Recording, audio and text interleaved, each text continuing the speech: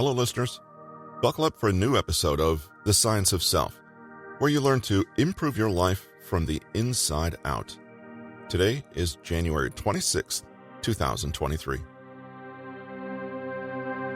Today's episode comes from Peter Holland's book, Think Like a Genius. And today we'll look at how Einstein used non-linear thinking, insatiable curiosity, and a wide range of interests to further his thought processes. Albert Einstein is the world-renowned German physicist and mathematician who won the Nobel Prize in 1921 for his work on the photoelectric effect. Now considered one of the most influential scientific theorists in history, Einstein was known for being a deeply inquisitive and curious person. Reportedly, Einstein didn't enjoy school as a child, but early tutoring experiences sparked his interest in the topic of light. When Einstein excused himself from military service as a young man and dropped out of school, he preferred independent study, his parents were worried about his future. Nevertheless, he was admitted to a prestigious Zurich University because of his excellent performance on the maths and physics entrance exams. After graduating, he worked as a patent clerk where he privately pursued some of his own ideas. In 1905, he published 4 breakthrough papers on the photoelectric effect, Brownian motion, and relativity. Einstein married and had children, but his marriage was not a happy one, and he divorced and remarried in 1919. At the time, Einstein was less known for his theory of relativity than he is today, and perhaps could not have predicted the full direction his discoveries would take physics in the future. For example, his work foreshadowing the development of the atomic bomb. Einstein, not a one-trick pony. Surprisingly, or perhaps not, the most notable scientist of the 20th century was also known for taking time out of his research to play the violin. In so doing, Einstein was engaging in the combination of the hard and the soft, or, more accurately, he was exercising skills that required very different mindsets. Reportedly, he was even very good at the instrument, as he was with the piano. But while sawing away on the violin during his breaks, Einstein actually arrived at some breakthroughs in his research and philosophical questionings. Allegedly, one of these musical sessions was the spark for his most famous equation, E = mc squared. Knowing what we do about how true genius sees the world, this shouldn't surprise us. Einstein came up with the term combinatory play to describe the intangible process in which his favorite pastime led to ideas that revolutionized the whole of scientific thought. He explained his reasoning, as best he could, in 1945 in a letter to French mathematician Jacques S. Hadamard. My dear colleague, in the following, I am trying to answer, in brief, your questions as well as I'm able. I'm not satisfied myself with those answers, and I am willing to answer more questions if you believe this could be of any advantage for the very interesting and difficult work you've undertaken.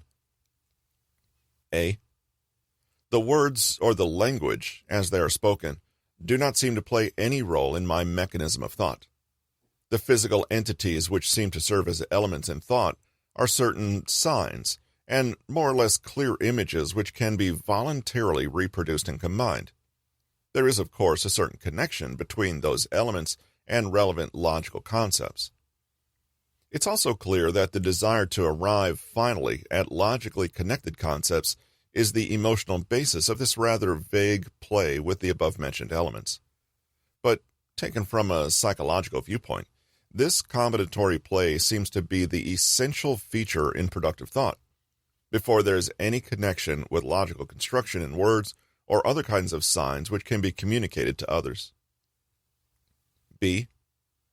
The above-mentioned elements are, in my case, of visual and some of muscular type. Conventional words or other signs have to be sought for laboriously only in a secondary stage, when the mentioned associative play is sufficiently established and can be reproduced at will. C. According to what's been said, the play with the mentioned elements is aimed to be analogous to certain logical connections one is searching for. D. Visual and motor. In a stage when words intervene at all, they are, in my case, purely auditive, but they interfere only in a secondary stage, as already mentioned. E. It seems to me that what you call full consciousness is a limit case which can never be fully accomplished. This seems to be connected with the fact called the narrowness of consciousness, Enge des Bewusstseins. Notice firstly that Einstein has no problem engaging in metacognition, or thinking about his own thinking, and asking questions about his own question asking. Einstein seemed to believe that indulging in his creative tendencies was helpful for his logical and rational pursuits. That might have been the case, and it also might have been the case that to engage in a distraction was helpful for taking on different perspectives and viewing problems from different angles. Perhaps it's related to the so-called Medici effect, in which the melding of different disciplines will inevitably lead to new discoveries, and the whole always seems to be greater than the sum of the parts. Indeed, combinatory play is not simply the notion that play takes your mind to a different world to regroup. It recognizes, as Einstein did, that taking pieces of knowledge and insight from different disciplines and combining them in new contexts is how most creativity truly happens. So as mentioned, somehow Einstein saw something in playing the violin that helped him think about physics in an entirely new way. The lesson here is to engage in your own pursuits and not feel constrained by having to stay in similar or adjacent disciplines, thinking that only they will aid you. There are always parallels between different disciplines, so find them. More of the same probably will not help. A dash of something different just might. The power of the possible. Einstein became well known for another thinking technique, and it's one that we use most days in everyday life. What if humans were capable of flying? What if the world's land masses never broke up into separate continents and instead remained as Pangaea to this day? These are hypothetical what-if questions that tickle your mind into thinking from other perspectives and challenge you to question your premises. Imagining hypotheticals goes beyond simple thinking skills that require only memorization, description of an observable event or a situation, or even analysis of facts and concrete events. Because hypotheticals pose questions about what isn't, what hasn't happened, or what isn't likely to ever happen, they stretch the imagination in new ways and sharpen creative thinking and practical intelligence. They allow a person to try on different perspectives as though they were lenses and suddenly see what was invisible to them before. For instance, you've likely never considered the implications of human flight because it's impossible. So there is a world of thoughts that have remained unexplored. How would traffic lights work? What kind of licensing process would be required? Would we still have cars and airplanes? And how would safety work? Now, how would those rules and laws apply to normal traffic situations in the present day? Think through the realities of how everything would fit together. It's no small feat. Einstein, in particular, was known to explore hypothetical situations taken to the extreme. He called them Gundankan Experiments, which is German for thought experiments. A thought experiment, in a more general context, is essentially playing out a what-if scenario to its end. It's acting as if a theory or hypothesis were true, diving deep into the ramifications, and seeing what happens to your what-if under intense scrutiny. A thought experiment allows you to analyze interesting premises you could never manifest in reality and make new leaps of logic and discovery because you can consider conditions that current knowledge doesn't yet reach. Suppose the problem situation is needing to exit a room. The conventional ways to do so are to walk out of the door or jump out of the window. But what if the door is blocked by a raging fire and the room's on the 10th floor of the building? These conditions have now rendered your conventional solutions fatal. You can only get out of the room either by finding a way to kill that fire or by surviving a fall of several hundred feet. Something in this scenario needs to drastically change its usage or definition, or it will break entirely. This is the essence of the thought experiment. Suppose this happens. What happens next? And then? And then? Thought experiments were one of Einstein's superpowers. He could imagine a scenario, play it out mentally with shocking accuracy and detail, and then extract the subtle conclusions that lay within. One of Einstein's most famous Gundankan experiments begins with a simple premise. What would happen if you chased and then eventually caught up to and rode a beam of light through space?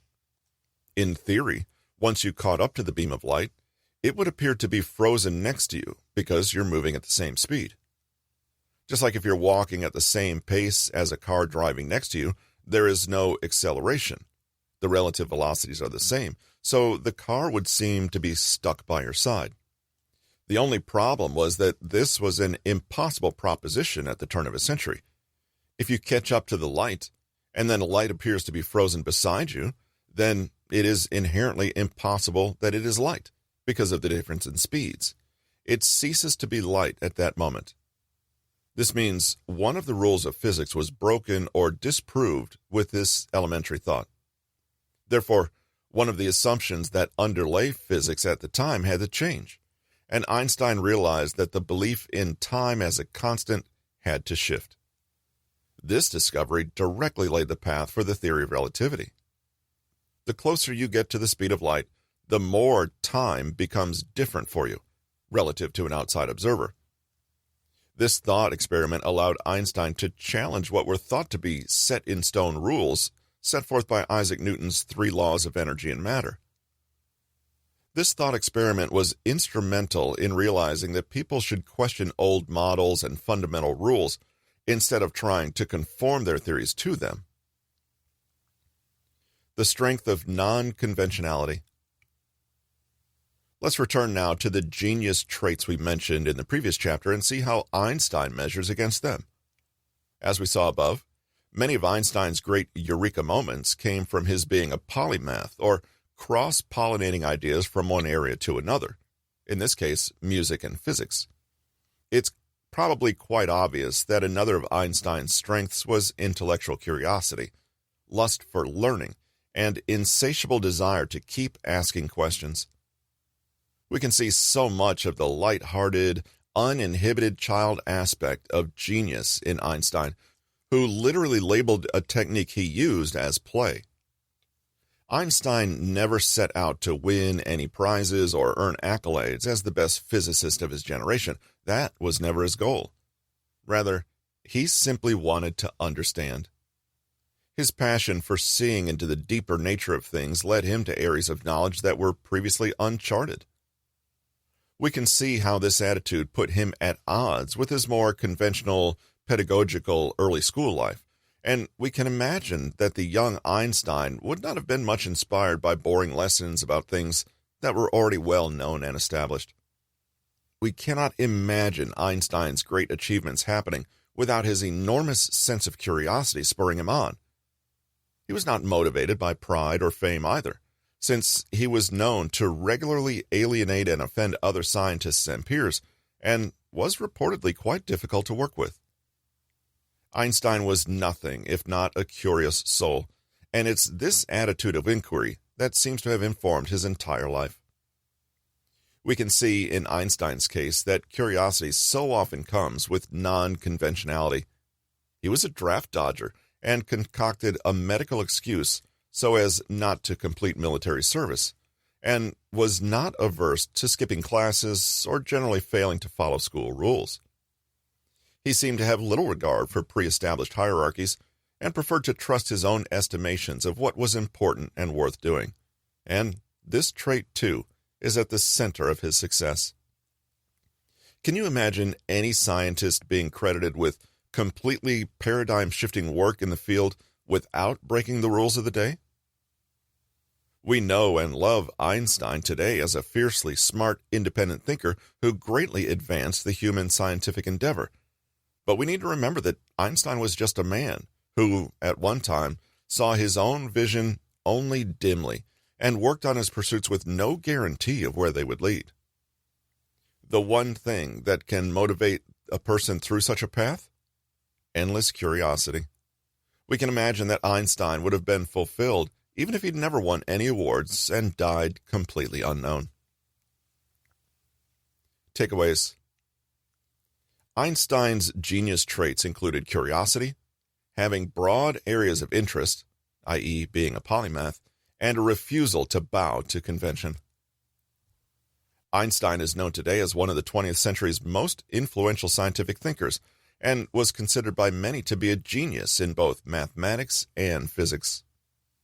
He won the Nobel Prize for his work on the photoelectric effect, but he's best known today for his groundbreaking theory on relativity and his famous E equals mc squared equation.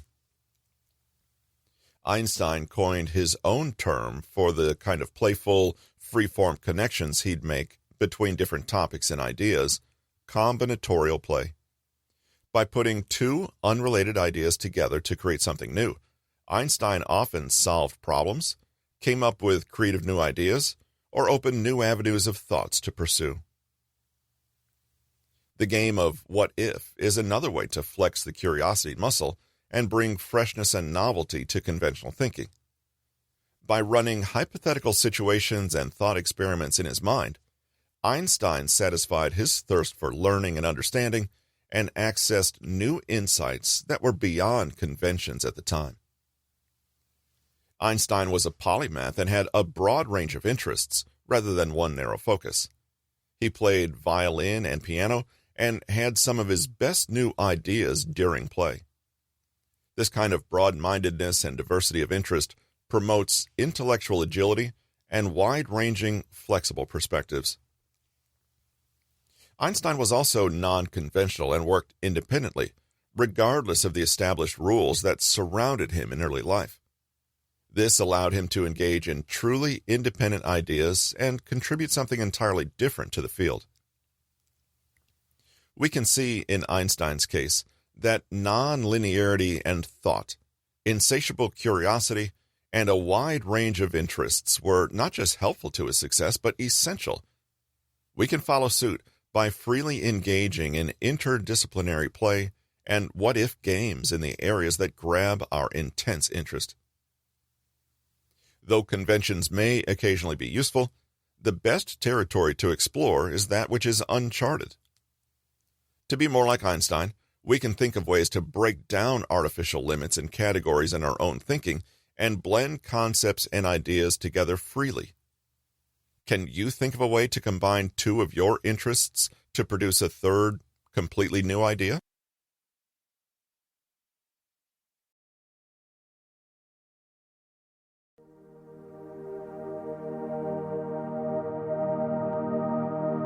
If you enjoyed this episode of The Science of Self, please take a moment in your provider to rate or leave a review for the episode or for the podcast. It's very much appreciated. Thank you. Have a great weekend. See you next week.